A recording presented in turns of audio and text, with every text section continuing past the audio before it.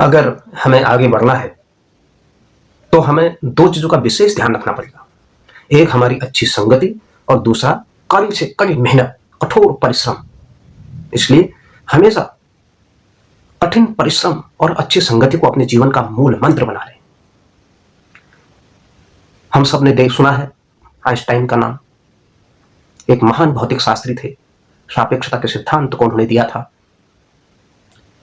उनके साथ एक हैरी नाम के ड्राइवर रहते थे।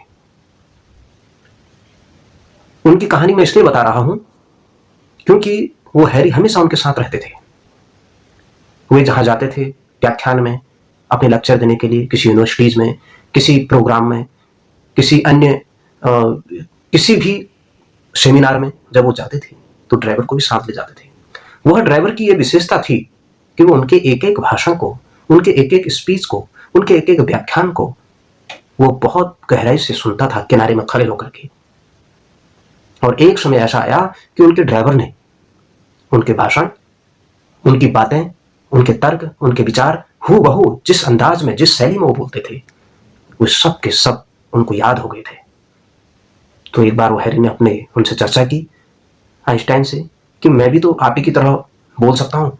मैं जहाँ जाता हूँ मैंने आपकी एक एक चीज़ को नोट कर लिया है और मेरे दिमाग में सब चीज़ याद है और मैं भी आप ही की तरह बोल सकता हूँ। तो आइंस्टाइन ने कहा अच्छा। तो वक्त बदला।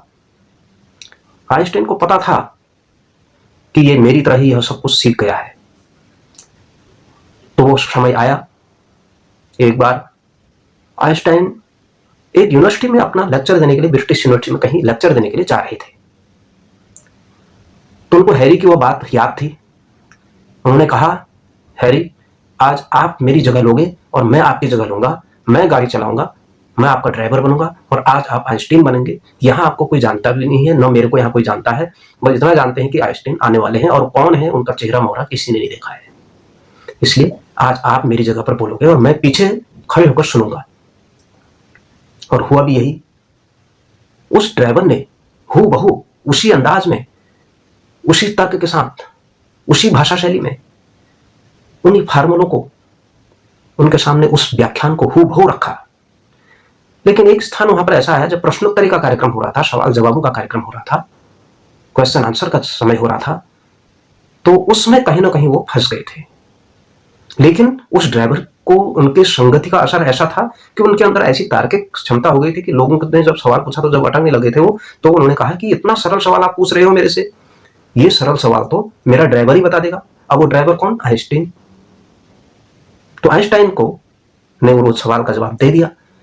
तो उन्होंने कहा कि जब इनका ड्राइवर इतना जानता है तो ये कितना नहीं जानते होंगे, क्योंकि उस समय लोग आइंस्टाइन को ड्राइवर समझ रहे थे।